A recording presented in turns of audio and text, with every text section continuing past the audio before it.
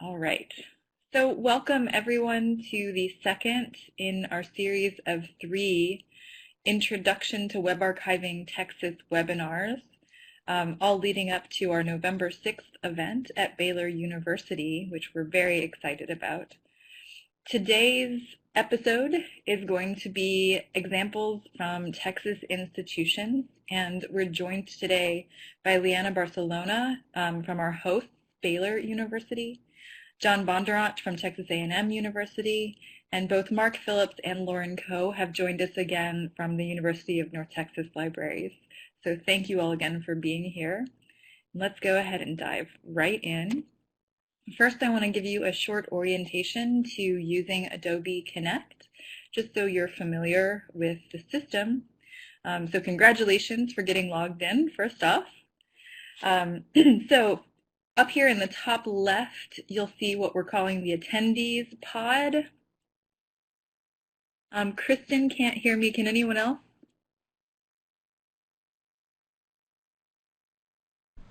Courtney, this is Leah. I hear you fine.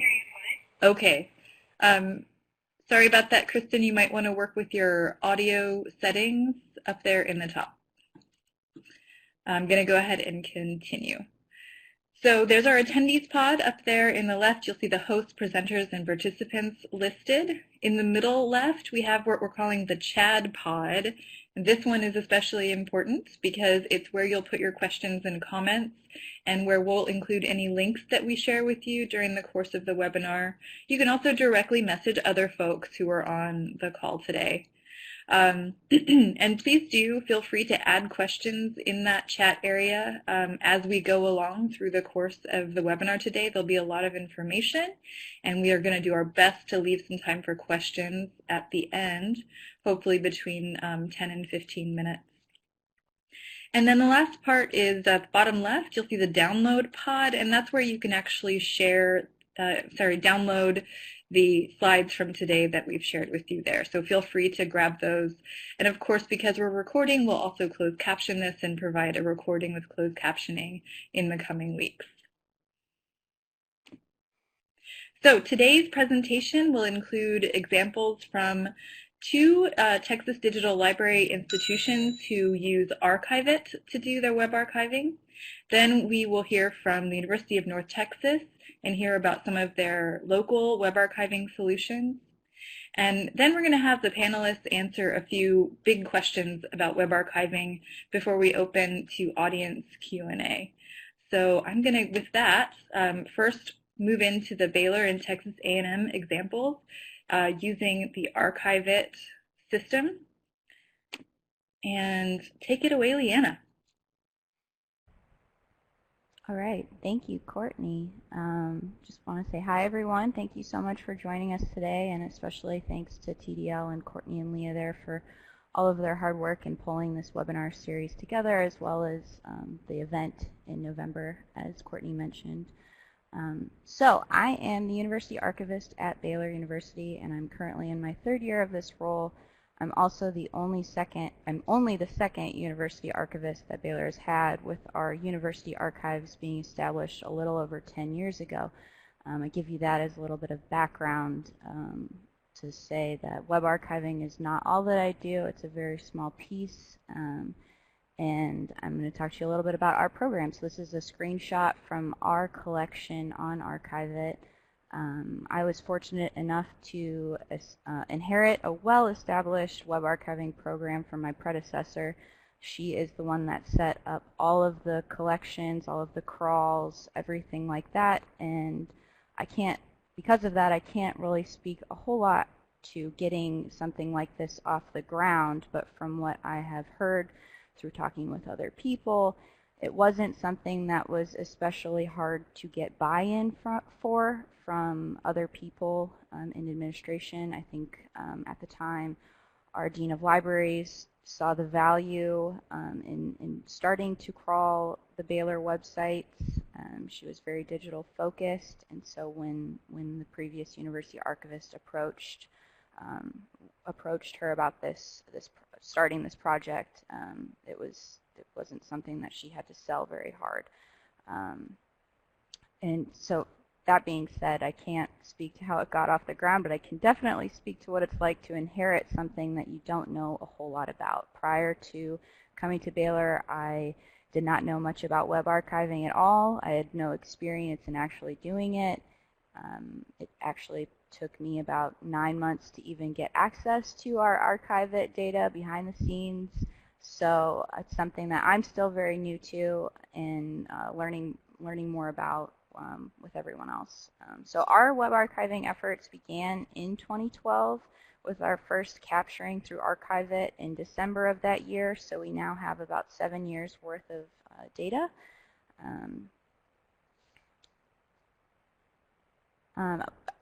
Back to talking about why we maybe went with Archivist versus other web archiving tools out there. I'm not really sure, but my best guess is that we were looking for something that was turnkey, that didn't require a lot of maintenance, because we just don't have the technical support here to have something that would need a little bit more attention. So with all of that being said, why do I continue to web archive? Why are we still doing this? What's the value in it here for Baylor? You can see in the screenshot the description of our collection has the mission of the university archives, which are located within the Texas collection here at Baylor, one of our special collections.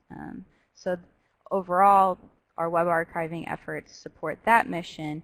But on a deeper level, the mission that we have for web archiving has about three pieces to it. We want to document Baylor's web presence over time, highlighting how Baylor promotes itself and the newsworthy activities that occur at the university. We want to record websites before they shut down or are redesigned. And most importantly, we want to assist in meeting record retention requirements by capturing policies and publications that are primarily or exclusively available in digital format. So a lot of the university policies are only available via the web, and those are very important to the university archives mission. And so if the only place to get those is on the web, then we need to be capturing that information. But we also want to capture important things that are only available on the web that might not fit with the records retention schedule or into that scope, but are still equally important, or something that we know we're going to need to reference in the future. So moving on, this is how our web archives are set up. We've got 12 collections, and within each collection there are several different seeds, various web pages across the university that are captured. The collections are somewhat broken down to mimic the major functions of the university. So we've got academics, which is one that captures quite a bit of content. That's where all of the colleges and the schools and academic success, such as tutoring, things like that, that's where that all fits in. Athletics, the homepage, and social media, which is kind of a strange one with the social media aspect.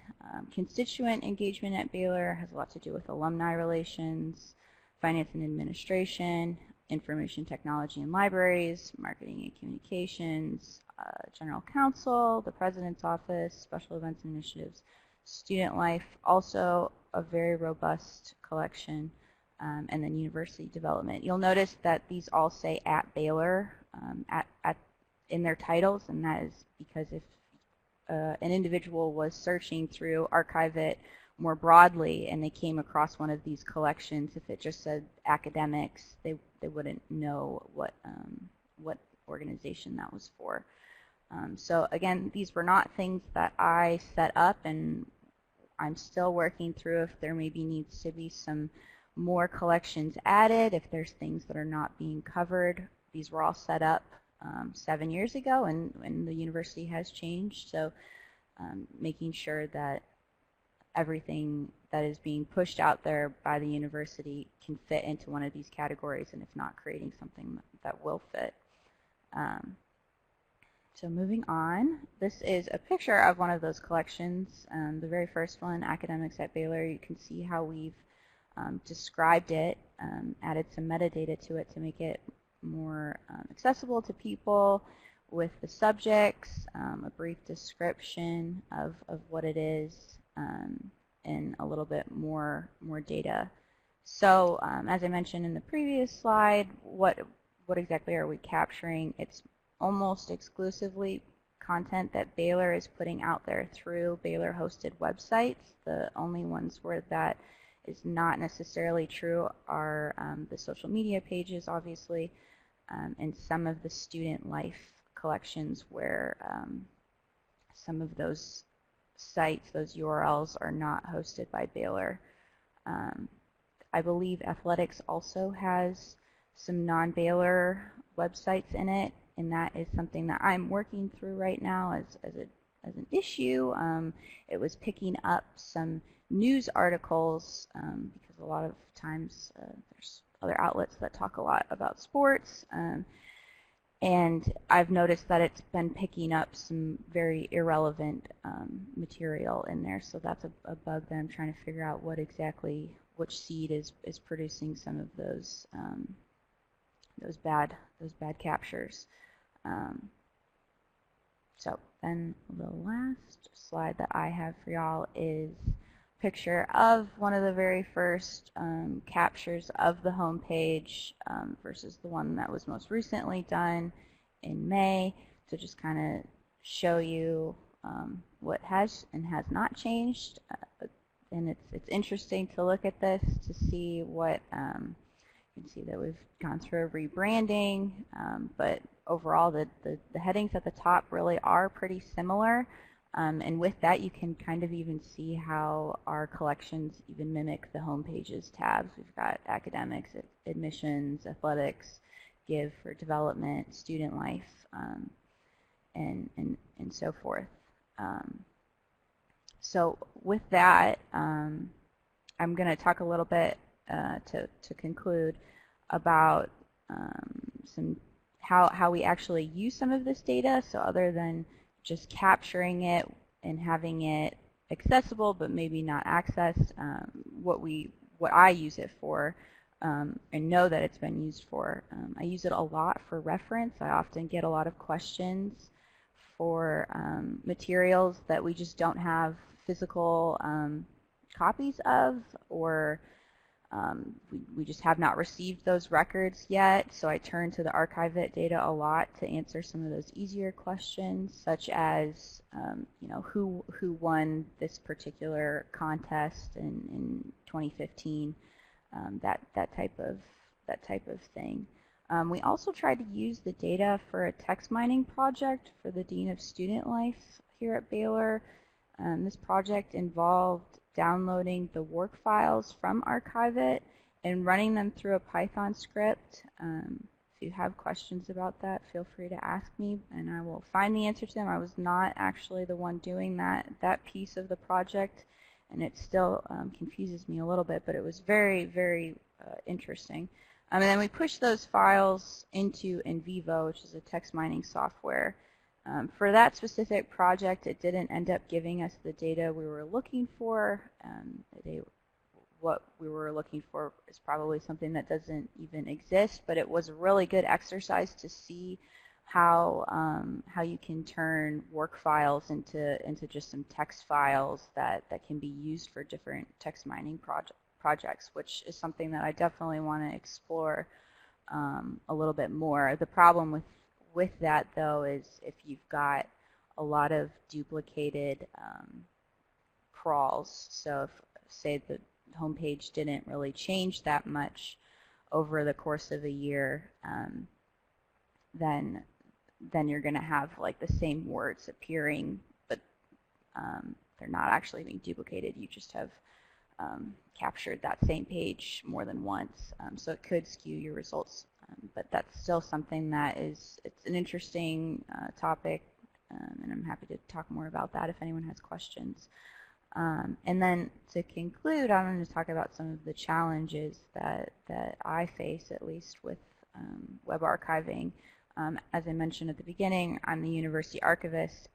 This is a very small piece of my job, but it's such a large project, and it could be an entire position. So with juggling all of my other duties, it's very easy for me to allow web archiving to fall to the wayside because it can be so set it and forget it, and I have to really set aside time to avoid getting into that mindset. It's very easy to do, but it's something that I'm working through. But another challenge for me is someone that did not set up the collections and the seeds, and it is identifying which seeds are not being crawled enough and which ones are being crawled too much. So certain websites we capture every month, some we capture bi-monthly, some we capture biannually. Each URL is kind of on a different schedule, and there, I believe, are almost 1,000 URLs that are plugged in, and so trying to see which schedule each one is on and if that's the right schedule for it is something that is a little bit time consuming, and I haven't been able to devote the time to do that, along with whether or not they're being crawled the right amount of times throughout the year. Are they being crawled the right number of levels or hops? Sometimes I'll go to some of our data and take a look at a website, and I want to go click on one of the tabs, and one tab will be captured, but then it won't have gone, if there's something on that tab then that was not captured. And so just making sure that we are going deep enough with the right amount of sites without getting too out of control. Another upcoming challenge is our websites are currently hosted by a homegrown content management system, and over the course of the next year, Baylor is going to be migrating all of them to a new system, and with that they're trying to clean up the number of pages that certain sites and departments on campus have. I believe our libraries have over 800 pages through their one URL, which is a lot, so they're trying to clean some of that up, and with that redesign of our websites, we'll have to go back a little bit to the drawing boards and figure out what exactly needs to change then with our web archiving efforts, and figuring out which URLs are obsolete or which ones have changed, and so forth. So that's just a really brief overview of what we are doing here at Baylor. And I realize I did not mention this right at the beginning, but currently we are only capturing content related to Baylor. We're not capturing anything outside of that scope, but we have some ideas of how we can expand in the future. So with that, I'm going to pass it off to John, and he can talk a little bit more about how they use Archivist. Thank you all. Okay, thank you so much. And howdy, everyone. I'm John Bondurant. I'm the digital archivist at Texas A&M University Libraries. I'm in the Cushing Memorial Library and Archive at A&M. And much like Leanna, I inherited the web archiving and archive it at A&M. It was, and you can see here, there's the banner from the Archivist webpage. If you notice, it says Texas A&M University College Station. The reason why that has to be on there is there was actually another Texas A&M Commerce web archive that started before ours, and we just wanted to make sure there was no confusion there. The Archivist is accessible through a link from the library webpage, which is, you can see below. And that actually was not always the case. It took me about 2 years of going through channels to finally get it onto the library webpage. So I'll kind of get into that in a little bit.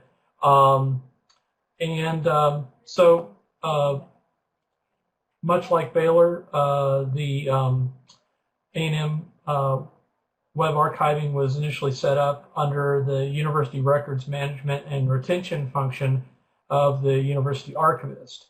So it started in 2013, and so it's not too surprisingly the Texas A&M University Archives web collection was one of the first set up.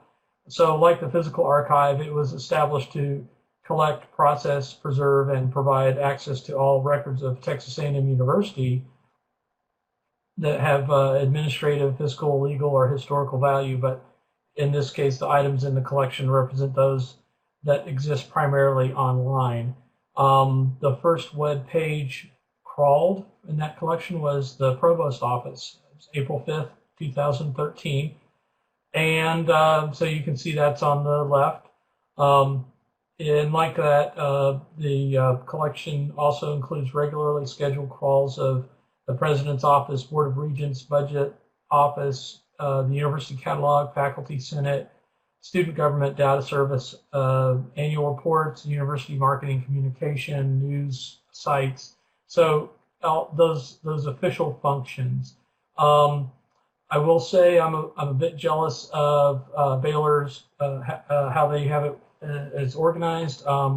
We need to do some cleanup on ours, but that's something that, we're kind of getting around to.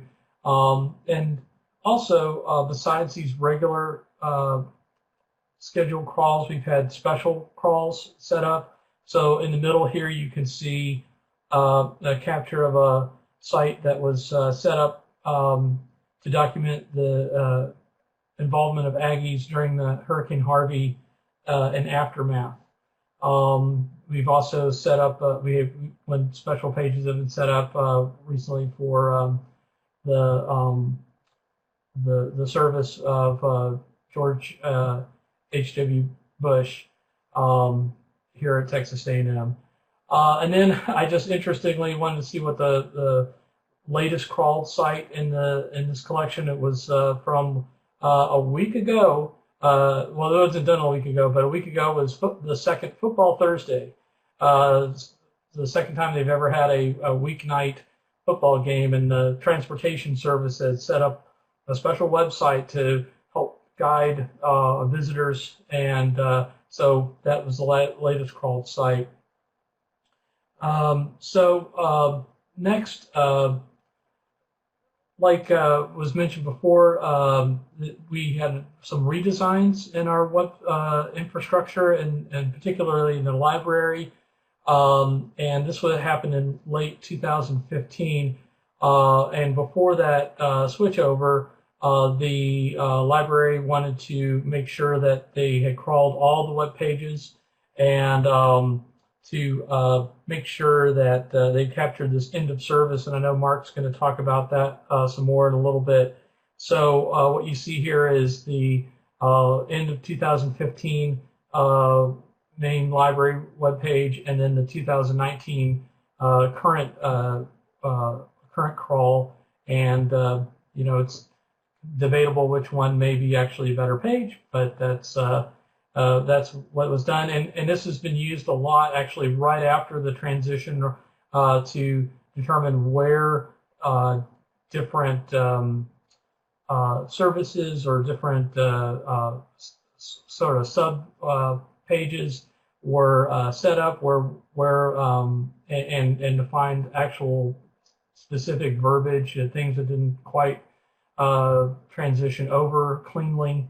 And so that's been helpful as a reference in going forward. Again, these are all A&M pages. That's been a pretty well-established protocol to capture anything that's under our domain. And going forward, so here, there are some newer collections. On the left here, you see this TAMI Research Centers and Institutes. This was started at the beginning of 2019. Well, actually, the process began in late 2018. to capture the research functions and of this university.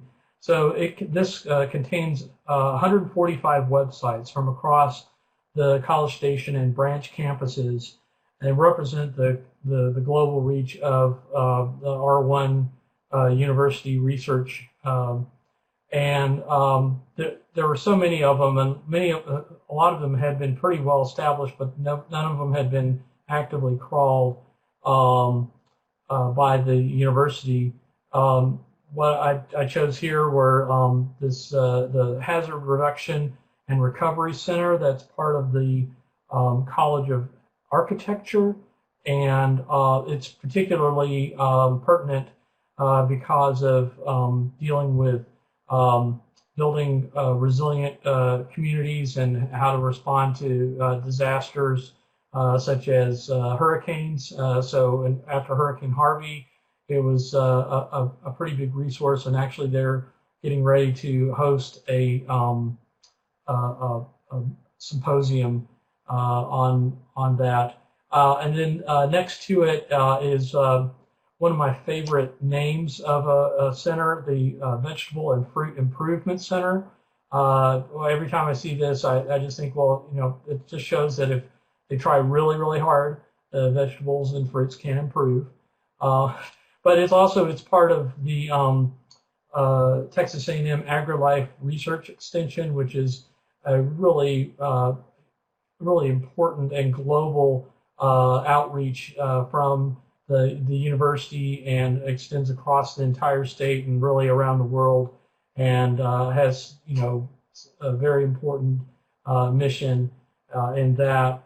So that's relatively recent, and I'll kind of speak some more about wanting to expand our scope from that sort of records retention model. But also we have some actual collection material, based collection web crawls that come out of Cushing Library, which is the special collection and archives. And one of these is the Science Fiction Fantasy Research Collection. It's actually one of the first crawls that were done in our Archivist, and that included the George R.R. Martin Not a Blog site that continues on. He switched from different platforms for his blog, but we've kept up with that. And of course, we also host his archives and papers here, and so it's really interesting. He talks about everything from his different creative process. He's a very big professional football fan, and here in this particular capture, he's showing you see the picture that he's showing a recent sort of collector's edition of one of the Game of Thrones books. And then we actually this year began adding new authors to this collection and crawling their websites. So these are not, again, the Martin and other websites. These are external to Texas A&M. We do make sure that working with the curator of this collection, that we have the approval of the author and the hosts of the web pages. It is copyrighted material, so we want to make sure that we have that and include that notice in the collection files, and also make sure that they allow us to crawl the page, that we don't have any type of robot.txt blocking it. We have had to work around some of that, but they've all been very helpful in facilitating that. This particular collection or web page here is Martha Wells. Martha Wells is an award-winning science fiction and fantasy author. She just recently won the 2019 Hugo and Locus Science Fiction Awards for her novella, The Murderbot Diaries, Artificial Condition, Martha is also a graduate of Texas A&M University and resident of College Station, which is very nice because we get to see her around and she participates.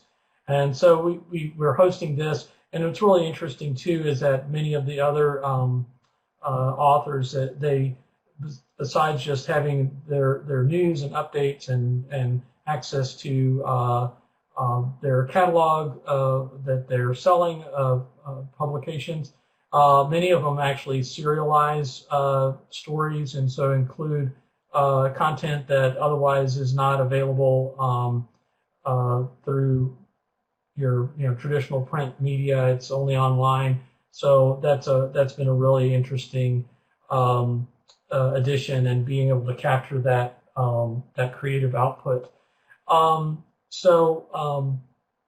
Again, to talk about some of the challenges that have been in web archiving at A&M. When I first, I've been here since 2015, and when I first arrived, and it was this was turned over to me, one of the things was we were going way over our data limit, and I realized pretty quickly I was somewhat familiar with web archiving process, but no one had really gone through and used any type of limiters or running test crawls and making sure that, like you were saying, we're getting complete crawls, or we're getting pulling in way too much information. There was also a particular web page related to athletics that had a lot of video material on it, and those videos were eating up a lot of the data. So we kind of had to figure out a way to handle that as well. So that was a big part of, and I worked out a lot of that, and more or less monitoring, and one thing I had learned is that test crawls are very vital, and they're your friend, and they help you kind of tweak and figure out what exactly you're capturing, and sort of help identify problems where you need to actually include something or not include something, or limit something in a crawl. So that's been very helpful. Going forward, we are looking at wanting to expand the scope of the collection beyond, within the campus community and beyond. As I mentioned earlier, when I first got here, they had set up an Archivist account already, but it was not accessible through the library webpage. So here's a resource, and we weren't including it for various reasons. I made the argument that it should be included because it was similar to other materials that we did include already in resources. So it's in this collection page of digital collections, and that links out to Archivist. And also, we didn't really have any way to have people submit pages either from the university or outside, from like a curator who has a collection of military technology might want to add a site, but they didn't. I mean, they could contact me directly, but we didn't really have a submission process. So that's something that we are working on right now. Also, I want to try and figure out, I'm working with the university archivist on how to capture student life. When you have nearly 70,000 students, it's daunting to try and capture some of these organizations. There's official organizations, and then there's just a lot of community involvement with students. So that's kind of the next step, and where we're looking at taking our web archiving in the next several years. And so that gives you an idea of what we're doing here in College Station. And so with that, I will now turn it over to Courtney. Thank you so much, John and Leanna. That was really fantastic, learning about how you use Archivist. locally. And now I want to turn to the University of North Texas, where they also use Archivist, but in addition to that, they do a lot of operations in web archiving using local tools and using their own systems. So I'm going to go ahead and pass it on to Lauren.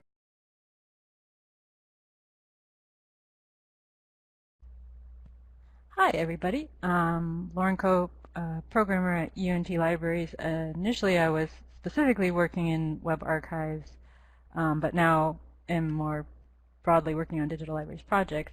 Like Courtney mentioned, we are Archivist users. We use it differently than Baylor and Texas A&M. We don't use it for our UNT domain crawls. It's our special collections department, actually, who has primarily used it the past few years that we've had it for supplementing existing physical collections, so like LGBTQ materials.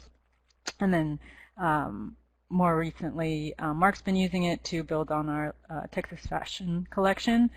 So we have very narrowly scoped uses for that. For our locally run tools, we have been running Heritrix for 10 plus years. Since I have been here, we've been using Heritrix, which, if you were on the webinar last week, is the open source Java-based crawler from the Internet Archive. So we use that, and then we have a couple instances of that running on a couple of different servers. And then we serve up our web archives. The work files that we have Heritrix write are served by an instance of Open Wayback that we run on another server. Earlier, before we were using Heritrix, because actually one of our projects goes back all the way in web archiving to the mid-90s with the GovDocs department. I believe it was Kathy Hartman saw a need for archiving government websites that were going away. So earlier on, we were using a web crawler that still exists called HTTrack, which writes files not in works, but just in a directory structure. And so we have some of those, and they are hosted actually by our library's IT department on servers that I have nothing to do with. They do get grouped with our other web archives in our discovery system, but we do host those separately. Let's see. So websites in the UNT Digital Library, as I hinted at, we do make our archived websites available to find in the UNT Digital Library. We have a websites type that you can select on our homepage from the main search, and if you click that without entering anything, you will get all of our web archive stuff. We've got 175 matching results at this time. It's kind of weird. It doesn't really map one-to-one with website. One website is one record. Some of the sites are just one domain, like our government sites. Some of them, like our UNT crawls, are actually, they have a record for every capture, which is twice a year. And then some of the records are for little collections, like maybe event-based web collections that we did. This is just what our records look like in the digital library. So they have just a brief description, creation information, harvest date, subject keywords, and then if you click on the image, it'll take you to the replay and open wayback of the archived site. Aside from government information, our other main focus with our locally run tools is that we crawl UNT's domains twice a year. So the main www.unt.edu, but also all of the subdomains that exist for every college, every every initiative that comes up has its own subdomain. So we try to capture everything on the unt.edu that we can discover. And then if I find other things when doing QA on one of these, I'll add it as a seed for next time. And we also We always warn our web admins for all the sites that we're going to be crawling their sites, and also ask them for any domains that they know of that don't have a unt.edu domain that are UNT sites, so we can add those as well. And that's just the UNT page in 2005, which is our first capture, and then 2019, which is our most recent capture. So our other main project in web archiving is Cyber Cemetery. We get requests. It's websites of defunct federal agencies and commissions, so these federal organizations that are going away and their sites have to go away, like they don't have money to fund hosting and they aren't allowed to keep them up. So we'll get contacted by the National Archive or the agencies themselves, or our GovDocs department will sometimes ask us to crawl some of their sites. But we put those into the digital library, and occasionally the .gov domains will be pointed to the archive site if that's what the agency wants. That's just some stats that we get from our UNT Digital Library Cyber Cemetery collection. And then on the back end, very quickly, we have a metadata editing system, so that's what this looks like. We use the same thing for our archived websites as any other digital objects, and you can see on the right there some of the fields what we can enter data for.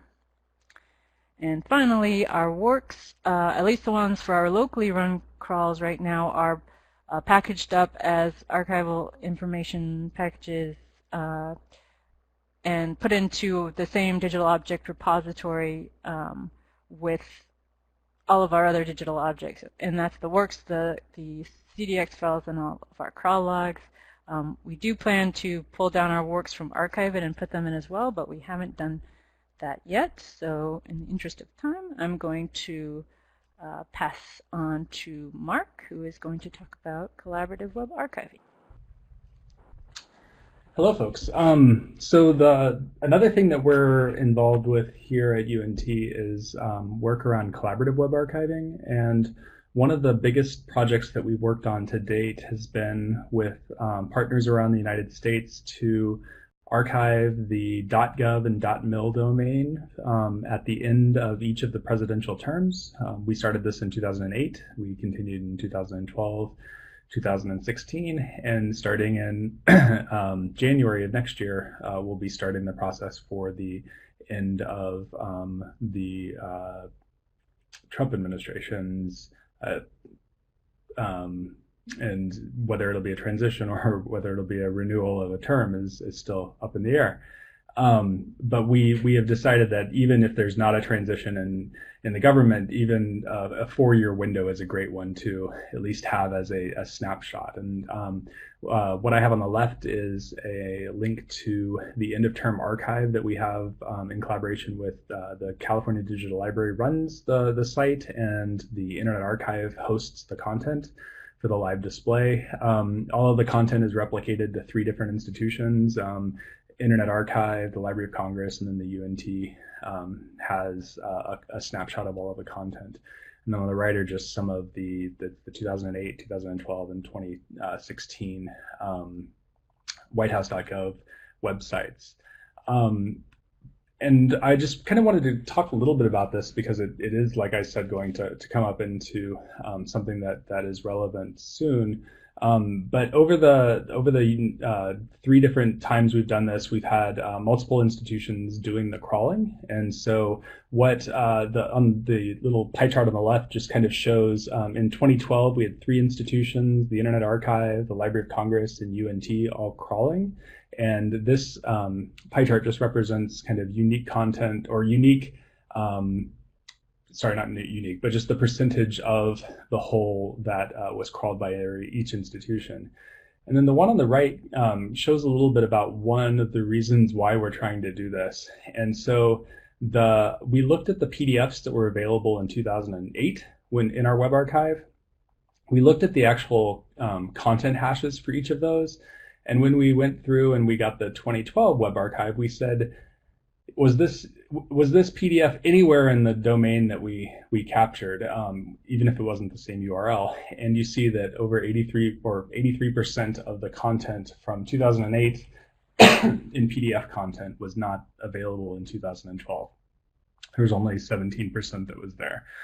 And so it's just kind of a real clear way to see that, you know, there's content that is present at one point and then goes away. And in this case, it was a 4-year change, and that's all it took. And there was a massive amount. And so really important to make sure that we're capturing this content. And especially when you start to work with very, very large domains, it's bigger than one institution can do, and it requires collaboration.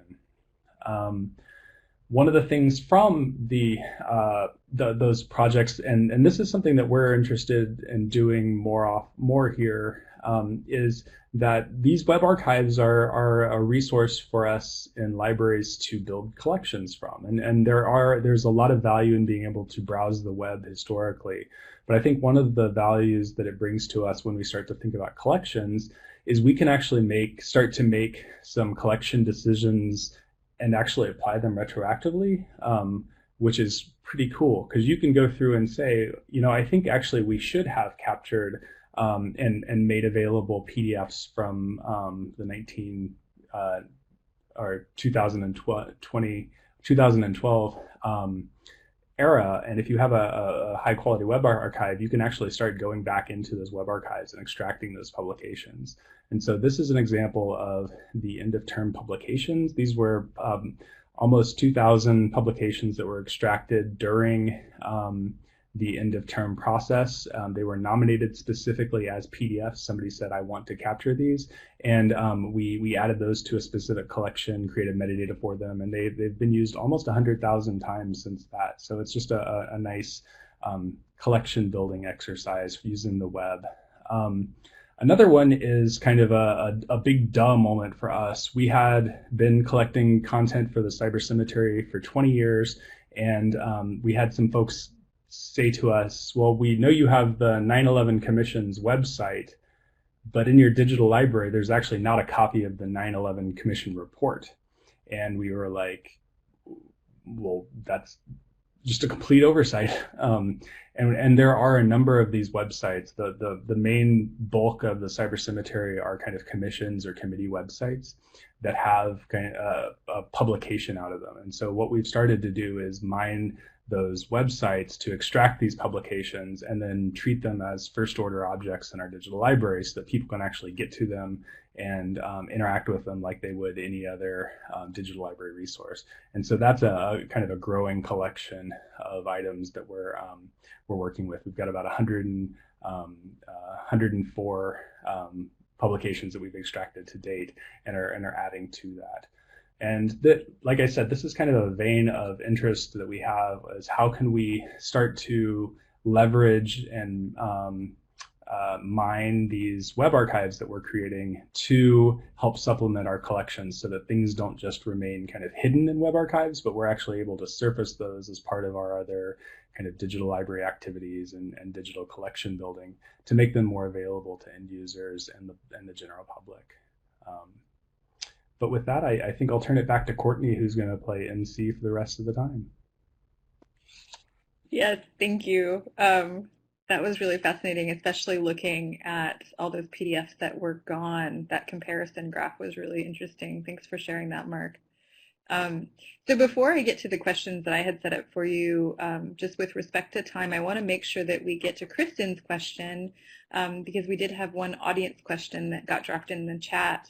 And any of you, if you can speak to this, please do. Kristen is asking if y'all could talk a bit more about coding required to do web crawls. For instance, Leanna talked about using Python, although I believe that wasn't actually her that did it. It was someone else at the institution.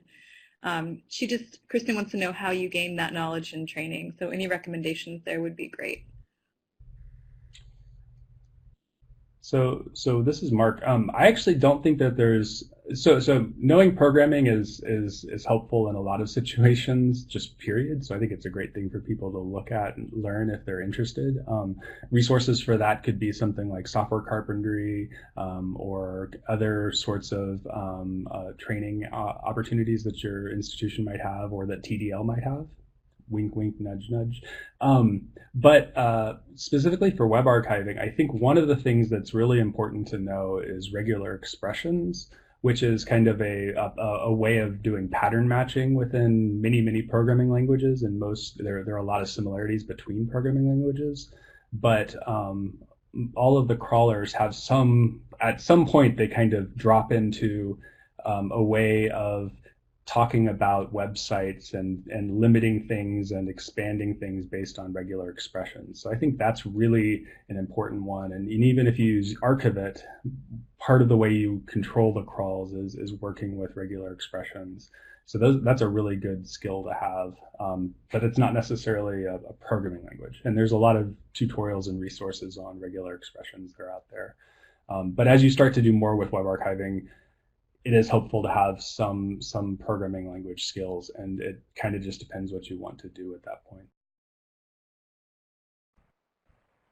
This is Leanna. I'm going to piggyback off of that because it actually answers the question on the slide. One thing that I wish I knew about web archives before I started was some of that language. It's not something that I had any knowledge base of before starting, and now even it's limited. But as Mark kind of alluded to, and I realize that neither John or I kind of showed you what the back end of Archivist looks like, and that was more for interest of time. But as far as coding required to do the web crawls, there is none. As far as the Python project that I worked on, like I said, I was not the one running that Python script. I did do it. I could not do it again today if you asked me to. I worked with someone within our library, our digital scholarship librarian knows quite a bit about different tools out there, and he and I worked together to do that for that specific project. But as far as getting knowledge and training, just reading things, Googling things, trying to problem solve that way with other people inside and outside of your institution if there isn't someone where you're at that can support that type of knowledge. Thanks, Leanna, and thanks for starting to answer this question for the group too. Perfect transition. So the one thing I wanted to ask, and also everyone just a reminder, you can keep putting questions into the chat, and I'll make sure to ask them of the speakers today. But this is that big question that Leanna just answered for us. What one thing do you wish you knew about web archives before you started? So I'll ask that of Lauren, Mark, or John, if any of you would like to answer that. I'll just say briefly, like even though I mentioned I started as a web archiving programmer here, I had a background in computer science and a degree, but I had no knowledge of web archives other than what I read on the internet briefly before I came in for an interview. So I don't really have one thing that I wish I knew, but you know, I'm having something like this where people are summarizing the technology and giving their case studies would have been great. And I'll just say that. Yeah, I think to follow that, I think it shows a little bit of the maturity of web archiving as a field or as a subfield even, where we actually can now look back a little bit and like look at lessons learned. I know that UNT is a member of the International Internet Preservation Consortium, and one of the tasks that we've got going on in that organization is to build a teaching curriculum or a training curriculum around kind of practitioners in web archiving, because a lot of national libraries around the world have new people coming in, and they want resources to be able to train people around using web archives, and I think that that's also why we're kind of doing not only these seminars or these webinars, but also the event in November, is to try to provide resources for folks who are interested, to try to overcome some of those hurdles. But to specifically answer the question, the one thing that I need, my very first web archive that I started to build was in 2004, and it would have been the very, very first end of term. And when we started, I didn't know about WARPs. Well, WARP didn't exist, but it was the archival format that the Internet Archive worked with. I didn't know about Heritrix, and I was kind of taking stabs in the dark about how to do this work with HTTrack and trying to scale it up way larger than it should be done with HTTrack. But it was a lot of learning and just trying to understand how all of the components fit in together, about 2004 was really, really challenging, and it's gotten a lot easier now, which is great. Mark, we both started with HT-Track and asking way more of it than it was capable of. That was my experience as well. Thanks, y'all, for that. I'm going to go to the next question. So and again, any of you who wish to answer this, we'd love to hear from you. It doesn't need to be everybody, though. What do you see as the biggest challenge right now in web archiving?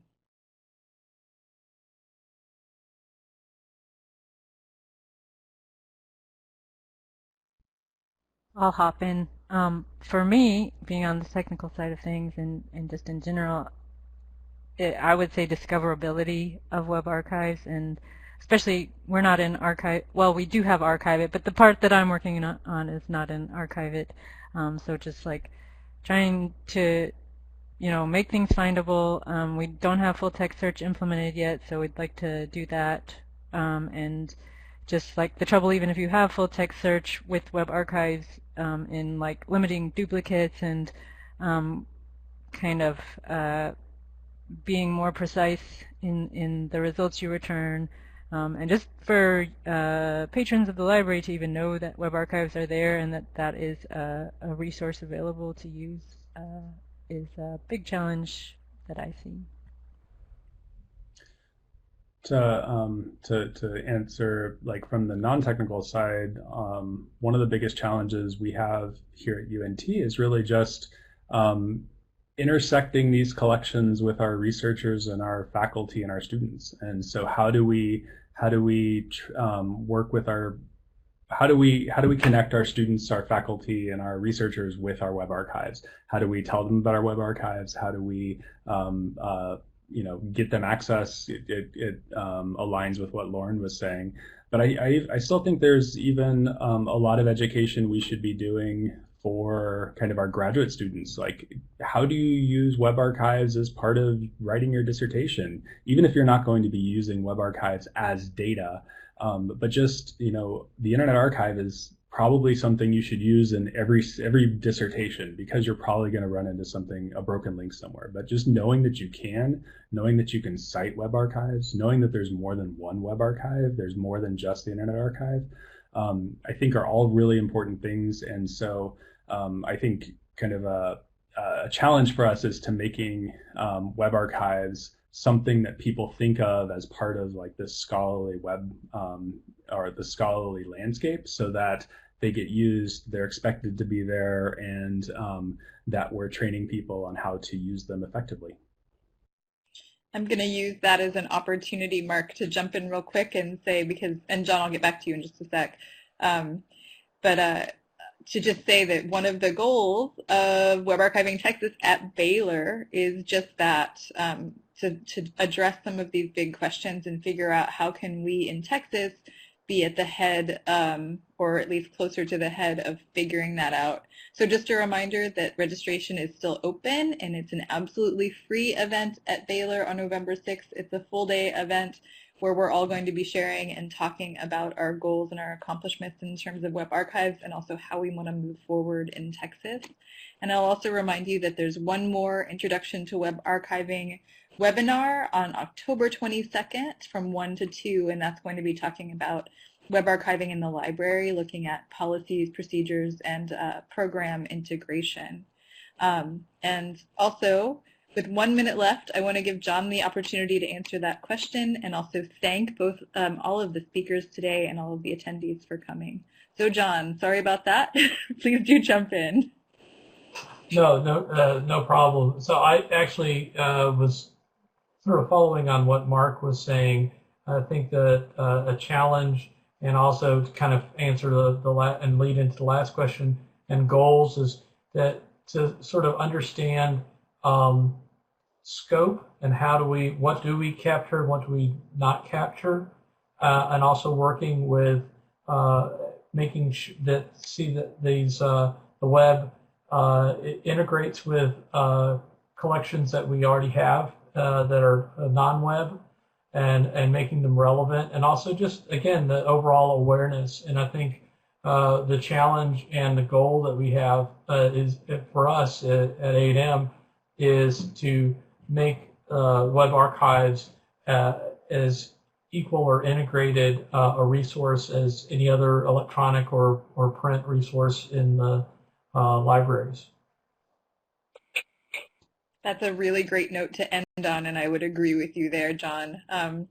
So we are right at 2 o'clock. I promised a jam-packed webinar, and we sure did have one. So I want to thank everyone again for contributing today.